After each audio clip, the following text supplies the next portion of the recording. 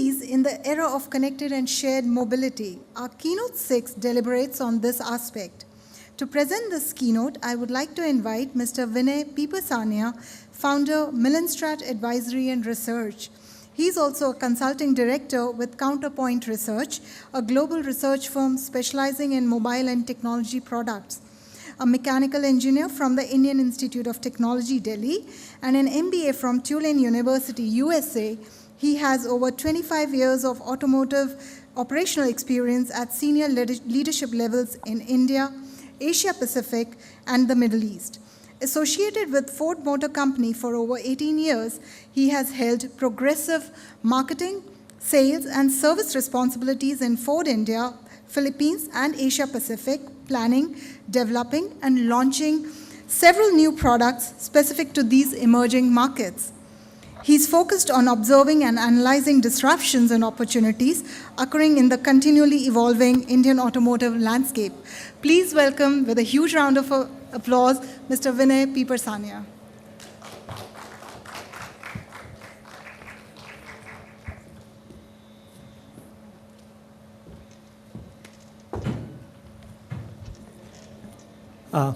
Good afternoon, and thank you for inviting me here today.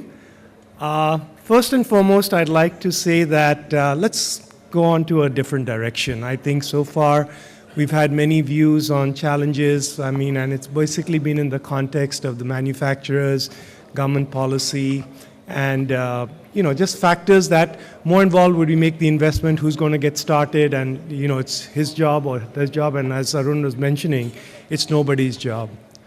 But where is the pressure going to come from? Where is the pressure to make the change for the manufacturers to sort of say that, okay, my time's up, I have to do something now? Where's that pressure going to come from? Who's going to drive that? Is it the government that just mandated? Why? Who would do that? It's basically the people. It's the customers. And it's the customers who have an elected government. It's the customer who sort of is finally going to put up his hard-earned money or her hard-earned money to take a choice to see for meeting some basic need or some benefit that they are getting. So in this case, they really, and I think we as car makers, I've been in the industry long enough, and I think we came to the conclusion that it's not about cars. It is about mobility. And that's the point, the basic need. If you go down really deep-rooted, you ask why? Why do I buy a car? Why do I need to have the money for that? It's because I need to move from a place A to B, or I need to do it in comfort, I need to have some kind of status, whatever are the reasons. That's the option that they are considering to meet on, to have that need fulfilled. So yes, there's some economics. Yes, there is some hardcore science. Yes, there is some basic primal need that we have as humans. So the point is that when you start looking at the world as mobility, the whole paradigm changes. The whole context changes. When you talk about cars as a manufacturer, it's about numbers, right? It's about the capacity. It's about how much content that we're putting in. But when you talk about mobility, it starts becoming the number of miles. And then the whole equation in terms of how much am I going to pay per mile, how much am I going to, what's my carbon footprint per mile, that becomes relevant. And I think that whole model is what we should now start looking at this business at. And that's where the word mobility and this whole management approach started to change. And that's where if I look about the fact that mobility, what does mobility mean? How do we define it in a management term? How do we scope it out into somewhere that we can get a grip on and start actually deciding what resources are required and what outputs and inputs are there? That is where the science of this business is now weaving towards. And I think if we don't realize that, we would have completely missed the trend and direction that the world is headed towards. There is an emerging new brand of, new category of customers coming. We keep looking at the whole landscape like what we're used to. We look at history. We look at numbers. We look at the kind of cause and effects that have happened across the years. We make our forecast based on historic models. But is that really the way forward? Are we really doing the accurate call? Because the fact is that we now have a new consumer, and that new consumers are what we will call millennials. They are the ones who are now going to really come into a world where their whole approach, their information, the way in which they are purchasing, the way they are shopping, the way they are going about considering their options is a whole new ballgame from most of us who are in the industry today have been ever used to.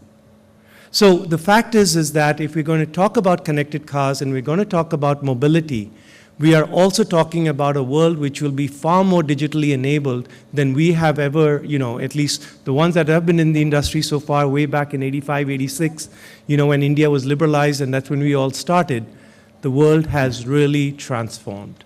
I think you saw what Arun talk about it for the last 30 years, what have happened. But at the same time, if you go really deep down to the customer's whole approach of how they purchase things have changed. Who would have thought that an Amazon could have come 25 years ago? Who would have thought that a mom and a pop shop, which was sort of the root, the political platform which everybody got, India was so proud of our entrepreneurship that that's going to now face a major threat. So much so that we are now talking about literally nobody going out of home, food, everything is getting ordered and delivered. So get used to it. Get used to the fact that you're not driving this train. Get used to the fact that it's the customer who's going to decide, and it's for you to get ready and be agile enough to see that now I have to perform or we have to deliver as to their expectations. So we were like, you saw a lot of, anagrams and the way that they've been changed and modified and expanded, right? ACEs. But you have Made in India, right? And I think Made in India is gaining ground, and I think it's really rallying the whole country together. But let's do Made in India, and let's use the word made into mobility, autonomous, digitization, and electrification. This is really the whole way forward that we need to go ahead and capture the imagination of how the new consumers in India are going to start actually demanding and putting the pressure on every sort of manufacturer, those who are looking to be in business, on how they want to have their deliveries. So mobility, I think clearly if we define that, let's understand how do you decide your options. Your options are what's the easiest and what's the most convenient. Simple. Just keep it that. The idea, and I'm a very practical manager, the fact is keep the decision making very simple. It gets more complicated, you just lose the customer. So if I want to be from point A to point B, what are my most convenient and easiest choices? I can walk, I can bike, I can take an auto, I can take a public transport, or I can use my own car. Now, look at all these options. The fact is that each one has an economic impact. Each one has a legacy of how I've been doing things in the past. Some are dependent on, government investment in public transport. But the fact is, as we saw, India is a huge country. Each one's a different option. Each one is very complicated. Each one has a different infrastructure. Each one has different capabilities. So, for example, if you want connectivity from an internet service, where did it start? It always starts from the metro cities. I mean, I remember when we had mobile phones, and you were talking about pagers and mobile phones. If we were to go back in time and actually, and I'm thinking about it when the discussion was had, how did our mobile phones started? It started with 4 metro circles, right? It started with Bombay, Delhi, and I think Chennai maybe, and at a huge rate. And there the investment, the scales were there, 25 there. My point is that why do we always keep aiming for the big cities? The investment is high, everything is high, we see the scales over there, and therefore we try to believe, but some of those companies that started failed, and today are not there, or they've changed hands, and today they've sort of got consolidated. Big learning curve that was gone through. Some lessons learned for the electric vehicles and for mobility. If you see the way Ola, Uber, which are today an option, okay, the metro is an option. How many one of us are using those metros and the Ubers? Can I ask, just a raise of hand, how many came by Uber over here? How many came by Uber? I came by Uber. All right? How many used a metro to come partially or somewhere? Okay? Look at that. And how did you use your last mile? Did you use an Uber or did you use okay. Now you're beginning to appreciate certain things. Let's break down our mobility requirements into its basic elements. There's a short, there's a medium, and there's a long distance. Now, I want you to start looking at your mobility. Look at the world from a mobility standpoint. You already have an electric vehicle, which goes the longest distances. Very economical, very safe, very comfortable. What is that? Think about it. It's your electric trains. It moved from steam to diesel to electric. You've had that. Tracks were laid, the same tracks that were used earlier are being used electrified. Okay? The point is, it's not a new solution. It's just a question of using that same paradigm into a model which gets into a more personal, private. I think that's what a car is about. But is private really going to be the price that you're going to be paying and all the inconveniences that come along with it? Is that going to be the way forward? That's where you start to understand the profile of millennials who will now become a major factor and a major group that are going to do most of the consumption. Their ability to be mobile. Mobile here now means I want to move around. I don't want to be anchored into one city. I want to change jobs. I want to move around, and I can do, as and when at my convenience, without any kind of anchoring. These are options that they are looking for, and owning a car would still remain, no doubt, but the percentage, I believe, and the trends are which we're showing, as Arun had mentioned, we're seeing it come down in mobile, sort of in most of the metro cities where the congestion is getting higher.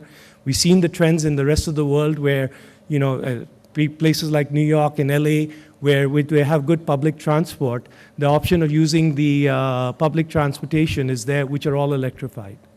So the thing is that start looking at the world from miles.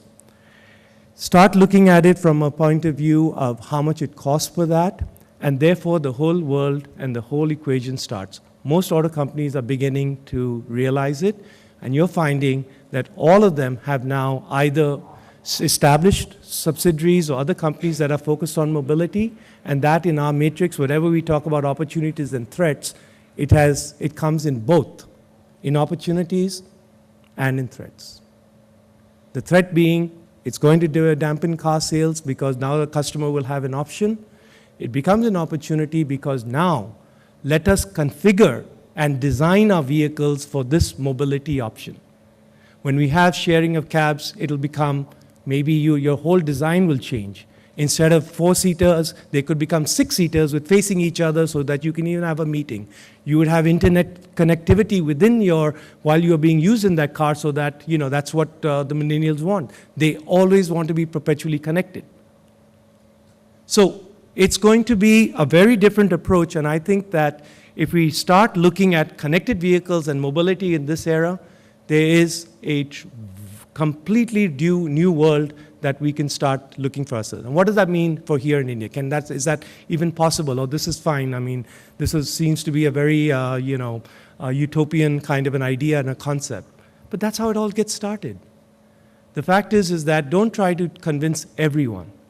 That's the first lesson I've also learned as a marketeer, that when you're going to launch a new product, if you go ahead and put all your ammunitions to the whole, country, you may be too spread out, too fast, too thin, and burnt out. And the resources required will be very high. Aim very clearly, like I mentioned earlier, think like Napoleon. How did Napoleon, one general who, he you know how his character was. He was physically challenged, in terms of being short. And he held that as, that gave him far more vindication to go ahead and challenge the rest of the world. Small battles.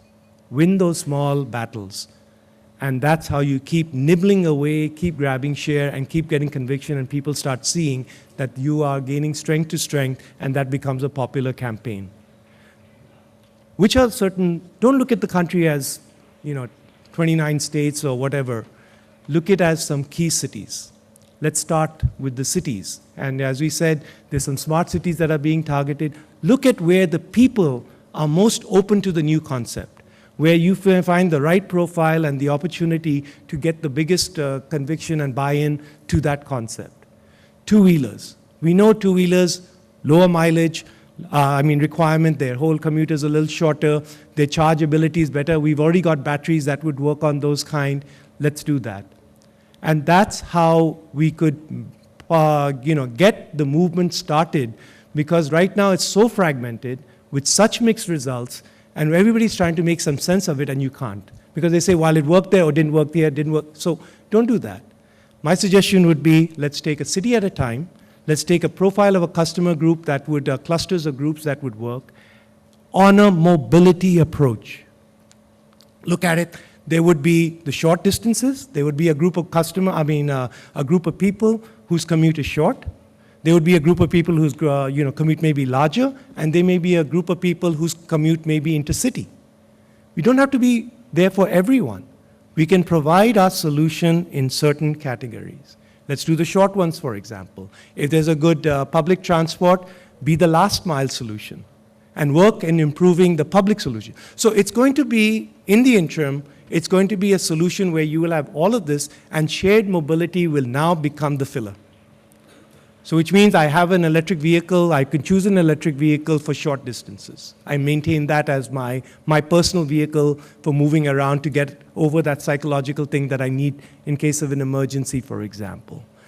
It would be, a medium range could be then fulfilled by a shared mobility option, the Ola, the Uber. And of course, the long distances is where the public ones come in, or the rent-a-cars, or the subscription-based model where I can use a car for a day or two could be there.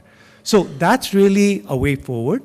And what is the purpose? What is the motivation? What is it? Is it economics? Is it being, a good Samaritan in terms of handling pollutions and other? I don't know. But the fact is, it is finally going to boil down to these two primal needs: what's easy, what's convenient. And if it makes economic sense, the choice would become that much easier. Right now, in electric vehicle, there's no easy reason for it. There's no convenient reason for it. So that's why the easiest thing is just buy a car, or just hire a car or rent a car and go on. Until the economic starts, and we're talking about inflection, we're talking about that point where it has to cross. Where's that? Yes, we're squeezing every efficiency possible or emission standard on ICE, on internal combustion engines. But you know what they say? Okay, maybe another 10%, maybe another 5%.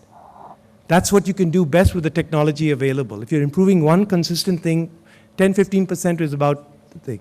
If you want to do a 50, 60%, you have to do completely something different. The same technology cannot be used. I'm sure you've heard this cliche before, but that's the definition of insanity. Doing the same thing again and again and expecting different results. It's just, there's a limit. There's a theoretical limit, there's a scientific limit of how much we can achieve. And you can keep wishful thinking that it's going to get more, 50%, 90%. Yeah? No. Look at a completely radical, different technology will have to come. At this moment, it seems like electrification seems to be the way to go forward. So be it. If it means a hybrid solution right now in the interim, which will take away some of the range anxiety, yes, after all, we are human, there will be a psychological thing. But my suggestion, go into using mobility as a part of that gap arrangement. Define it that way. There are now mobility options. There are now short-range options. There are also large-range options. The battery solutions also can then be designed in the same packaging. Small batteries, medium-range batteries, large batteries. Cost can be managed. But finally, it is the customer who will drive that, and it is for the pressure to come from that, and that is how this whole paradigm will start to change. So that, in a nutshell, to me, is to all of us over here, is to start looking. Connected cars means that we can have the safety that our vehicles through the internet, through Internet of Things, they're completely connected. That's a solution that's fairly straightforward.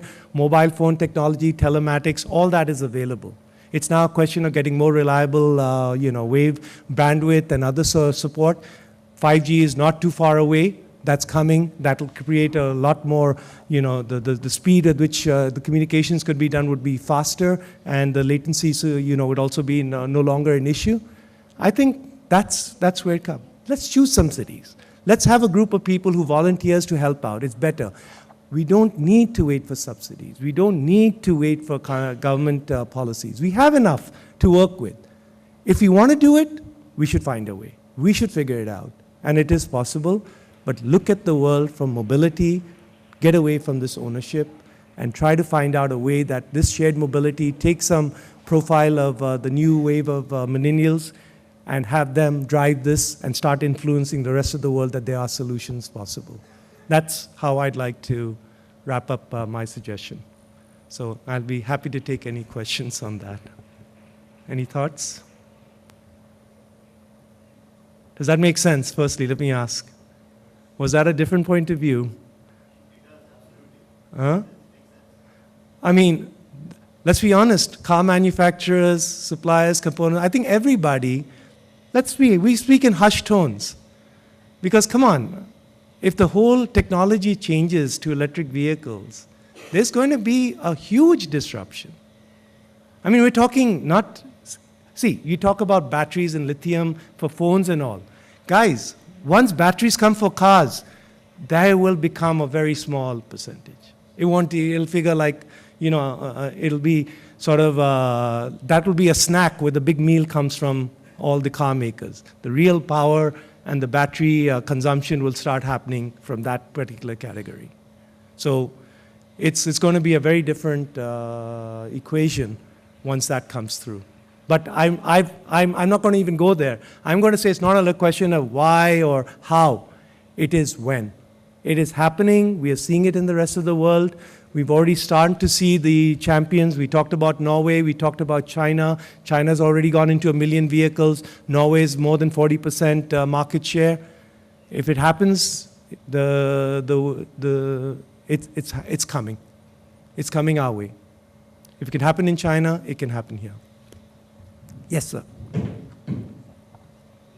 Sir, as you said, in Norway it is 40% market share. But in China, is it in the same number or it is very less? Now we're talking, in Norway the car sales are about 85,000, right? And 40% of that. So that's by share, not by volume. China is over, I think, 15 million cars now? And 1 million. So in absolute numbers, China has started. But it'll be a long way because just like us in India, the convenience and the spread, it's a very large country, but in pockets, it has started to make a difference. There's special lanes only for electric vehicles. There's a lot of benefits that are given to them, but it's being done city-wise. So the city of Guangzhou, the city of Beijing, where the pollution levels were very high, that drove it. Customers had really worked towards, along with the government, to ensure that the air cleaned up very quickly. So again, you said that government and customer both work together to reduce that carbon footprint, if you say. But in India, do you think really that consumers are also come along in the cause of reducing pollution? So, to the point that I made, the thing is that we try to, I agree, we're democratic, right? And we try to get everybody to come in. But let's do an ABC analysis, right? Which are those 80% of the people that can really make the change? And I'll say this I've been in different parts of the world, and coming back to India and trying to drive here is always a very difficult thing. But you know what? Since I've been here and I learned how to drive here, the minute I come here, I behave differently. So the point is, you're not going to win with our generation. It has to be the next generation. They're the ones who are the easiest now to actually appreciate the ways in which the rest, why these things are important. I'm very happy to say that both my daughters are, every time I drive now, and suppose I'm sitting in the back of the, in the back seat, they say, "Dad, put on your seatbelt." And they're driving now. And they tell me, when I sit in the back, "Dad, put on your seatbelt." They're the ones who are going to make the change. So let's work on those where the difference starts actually making it happen. We can keep banging our head against a wall with certain people or a certain group, which just is still lingering on to its old ways. But you know what? When you have a group that starts doing things in one way, the others will start following. So let's become adjacencies, let them take the lead. So let's aim all our communications, all our engagement to that particular group. The rest will have a rub-on effect. So that would be mine. Let's not waste, we don't have that many resources. We don't have that much time. This is a practical way to do it. I've been a manager, and I can tell you, looked at a lot of consumer insights, looked at a lot of data, and always come to these conclusions. This is the cluster that we can aim for. It starts spreading. Why do I say two-wheelers? Why do I say three-wheelers, which isn't a thing? I can map their journeys out. Really. Three-wheelers, auto rickshaws, their ranges are clear. You can even, keep their range also. You can manage their range. Stick within this much area and electrify them and go ahead. And you can manage. Give them their charging stations, give them their battery requirements. We can manage that cluster. Don't try to be everything. Okay, fine, we won't satisfy 100%, but you know what? We'll satisfy maybe 75%. That's not bad. Let's go for it. It's a good experiment. That would be my suggestion. Yes. I think the people have to be first pulled out from the misconception about the infrastructure. Sorry, I'm unable to hear. Can you get closer to the mic? Hello? Yes, that's better. I think the people have to be first pulled out from the misconception about the infrastructure, because I've been using the same electric car for the past 2.5 years. And till today, I've not gone out of the battery at all, because I plan my day well in advance. Right. That is the only thing that it is. I think it's not a big deal to penetrate the electric mobility in the urban areas. I have encouraged by what you're saying, because it's exactly that. And I think Dr. Firoz said that.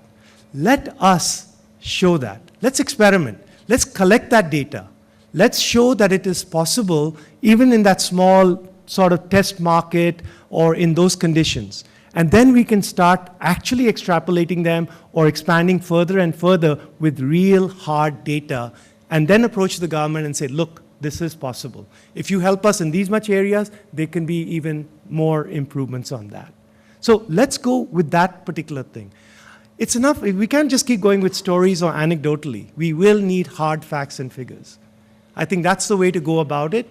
And let's collectively collaborate, private, public, everyone, to make this one happen. And I think the two-wheelers is the easiest transformation at this time. Two- and three-wheelers. And I have another suggestion. Where a user, EV user, might be facing a problem is that 20 days of the month or 25 days of the month he'll be using the EV, and the rest of the 5 days is its leisure time where he wants to go out. Right? That is when he cannot use the EV. So there should be a system wherein using the EV for 20 days, and the user should be given with a benefit of using the ICE on the rest of the 5 days. For example, a fuel subsidy, or maybe the service. I'll tell you, I've done this maths, believe it or not. So I used to be a 4-car family. Okay, today we are 1. Okay. All right? And let me tell you the maths. 4 cars running at 30% utilization, with insurance and everything and all the other nice service and other things that were required, regular changing of tires. Okay, the cost was, let's say, 10. We stopped all this. How many times did I need my SUV? I used my SUV 2% of the whole time as an SUV in 1 year. And for that, I was keeping that white elephant. The saving I have made, with this strategy, and I use an Uber or I rented an SUV, you have plenty of these Miles and Zoom cars and others like that now, an eco car that we had today in the morning.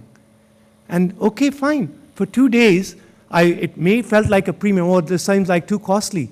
But if I add all the insurance and all the other aspects that I had of my other SUV, this thing was fractional, less than 1.5%. The maths itself is an incentive. The savings itself is an incentive. Just do it, would be my recommendation. Okay, and I think it's okay for now me to speak about that, but at Ford, we did an experiment, okay? Zoom car. Ford has a sort of a relationship with them. And the idea was we did an experiment in mobility in Bangalore. We went around, I think, 15 different locations and about 200 incidents. Try to see what was the time taken for us to hail a taxi. You know what the average time was? In an outskirts, middle of downtown Bangalore, in a sort of a residential area, CBD area, every area. The average time to hail a taxi was 8 minutes. 8 minutes. Now, is that difficult? It takes more than that time just to walk to your parking, or for your driver to come with your car if you have one. And if you have a driver, the maths becomes even better. So think about it, everyone. The fact is, the paradigm has changed. The world starts looking very different. Let me give you another maths. Toyota, largest car maker in the world, right? Makes what, maybe some 30 or 25 plus million cars in a year. Okay? Sorry, am I done with time? Okay. Okay, 1 minute, sorry. Thank you so much. Okay, just, wow, so if you look at the world from number of cars, they would have a turnover of X. Uber, now if you do it on a per mile basis, and how much of the share of the per miles of a customer that you've done. I mean, I think we did an analysis, the number of miles that are totally consumed in the world runs into some trillions. Uber, with about 6%, outbeats Toyota's turnover. So think about it. The world and the economics and the monetization starts becoming very, very different once you start looking from a mobility standpoint. Connected cars with the Internet of Things is clearly a very safe way that you know that you're always safe and you can always get yourself into a vehicle, and where you are, how you are, not a problem at all. For India, don't have to be, holding yourself back. Go ahead and jump and leapfrog. That would be my thing. Okay? Thank you. Excuse me. Thank you, sir, and sorry for disturbing you in the middle. But that's okay. Excuse me, I had a technical question for you. So 2 days back, even now, when the petrol prices are shooting up, so all of us have an incentive to be electrified in mobility, with respect to mobility, as you are saying. But Mr. Nitin Gadkari, he came up with a statement that Chhattisgarh has an immense potential that we can produce methanol on ethanol-based petrol, and the prices can come down to less than 50 per liter. On the same context, the PMO office has made a statement that he is going to incentivize the lithium-ion battery manufacturers. Okay. And that component is the biggest component with respect to cost, as the maths you are saying. So and that is to be noted. The point to be noted is that component is not being produced in India at all, as you know. So on one side, Mr. Gadkari, he is talking about having a cheap methanol-based petrol, and on the other side, we do not have that technology which is going to drive the electric vehicles. Okay, you want to ask a question? Ask, because I have to get to the next panel. Yeah, this is a question. Yeah, so just make it a little fast because we're totally out of What's time. the question? Yeah. So the question is, we are just stuck in the middle, and the government is not clear with the policy roadmap as Yeah. So we are being pulled, we as a consumer are being pulled both ways. No, so I think it's not an option for you right now, right? Do you have that as an option for you? So I'm saying that today you will take a decision based on what is easy and convenient for you, a real decision, not a hypothetical one, not something that is a hopeful one. So yes, so right now your decisions are, do you want to drive your own car? Do you want to have a shared car? Or how are you going to work your economics? So the point is, make options for yourself, and all of these will then become your mobility decision. This is not going to change your decision to buy a car, right? It's just going to take your thing. That's what. So it'll help hold your pricing on your mobility. That's at best what's going to happen. Okay? Thank you. Thank you, sir.